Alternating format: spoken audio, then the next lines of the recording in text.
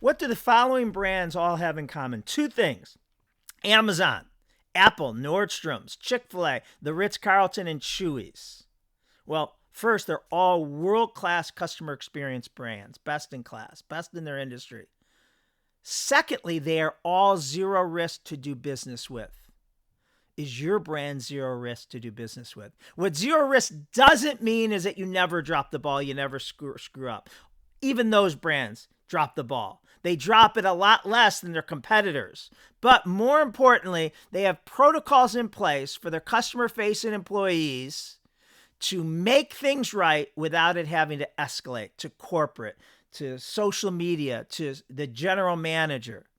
So does your brand have more customer challenges, client challenges, guest challenges than you'd like? Can you precisely predict the 4 to 6 most common areas your organization drops the ball with its customers?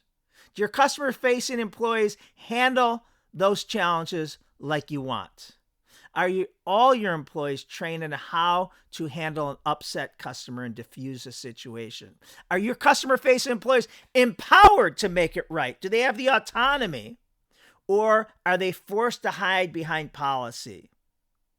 And do your employees know how not to say no when they can't say yes? And do your leaders understand what the service recovery paradox is? That means that when companies drop the ball and make it right, customers are 10 times more loyal. Join us for our live stream workshop titled Becoming a Zero Risk Organization on June 9th from noon to 2 p.m. Eastern Standard Time, where we're going to help you create service recovery systems, anticipate customer challenges, and turn frustration into loyalty. You want to have your management team on this. This is a hands-on workshop where they're going to be working on this.